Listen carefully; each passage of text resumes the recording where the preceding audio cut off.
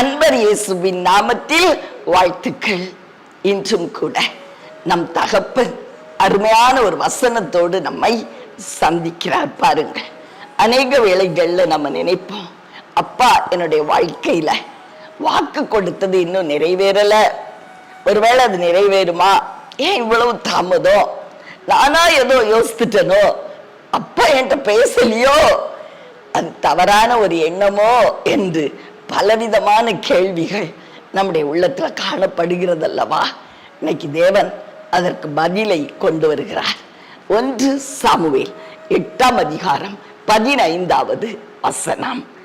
அவன் சொன்னது, இஸ்ரவேலின் தேவனாகிய கர்த்தருக்கு ஸ்தோத்திரம், அவர் என் தகப்பனாகிய தாவீதுக்கு தம்முடைய வாக்கினால் சொன்னதை தம்முடைய கரத்தினால் நிறைவேற்றினார்.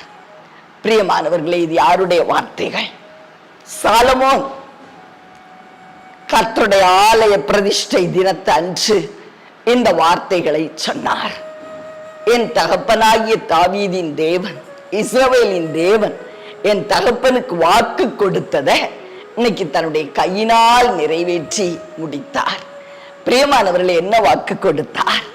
இஸ்ரவேலின் தேவனுக்கு ஒரு ஆலயத்தை கட்டணும்னு சொல்லி தாவீது தன்னுடைய உள்ளத்திலே வாஞ்சை கொண்டிருந்தார்.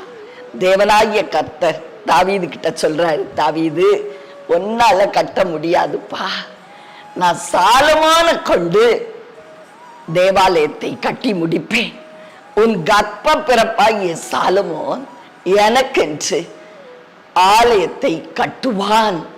பிரியமானவர்களே, சொன்னதை அப்படியே நிறைவேற்றினார்.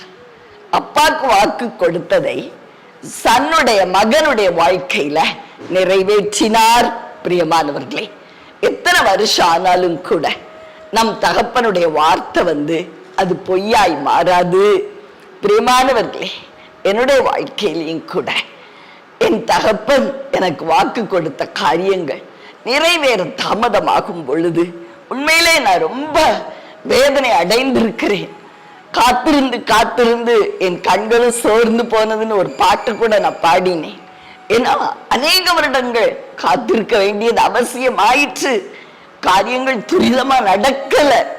ஆனாலும் என் தகப்பன் வாக்கு கொடுத்ததை இதுவரைக்கும் நேர்த்தியும் கிரமமும் செம்மையும் மிக மிக உண்மையுமாய் அவர் நிறைவேற்றி கொடுக்கிறத நான் பார்க்கிறேன். பிரியமானவர்களே, உங்களுடைய வாழ்க்கையிலும் அவர் வாக்கு கொடுத்தது நிறைவேறுகிற காலம் வரும்போது என்ன நடக்கும் தெரியுமா? மனித ஒத்தாசைகள் எழும்பும், இல்ல பொருளாதார சப்போர்ட்டும் உண்டாகும். புதிய சப்போர்ட் அல்லது ஒத்தாசைகளை தேவன் எழுப்பி கொடுப்பார். புதிய வாசல்களை திறந்து புதிய கிருபையை காண்பிப்பார். பிரியமானவர்களே, எல்லாமே சாதகமாய் நடக்கும். கிருபையை நம்ம பார்ப்போம். தேவ தயவுனா இதுதானோ அப்படின்னு நாம எண்ணம் கொள்ளுகிற அளவுக்கு எல்லா காரியங்களும் அதிசீக்கிரமாய் ஒன்றொன்றாய் டக் டக்கு நடக்கும்.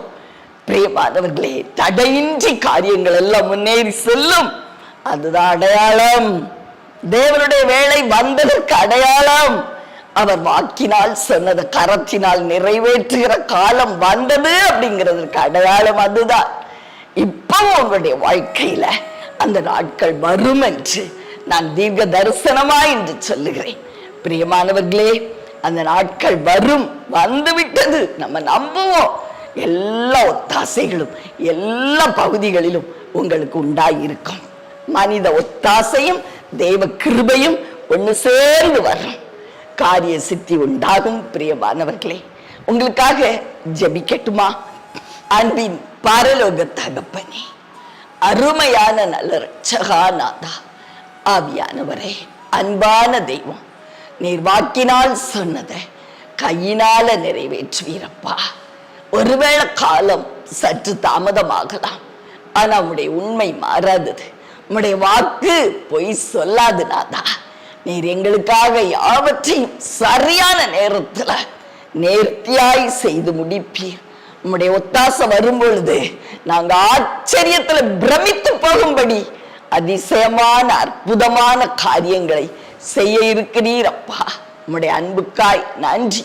சாட்சிகளாய் எங்களை மாற்றும் இயேசுவின் நாமத்தில் ஆமென். ஆமென்.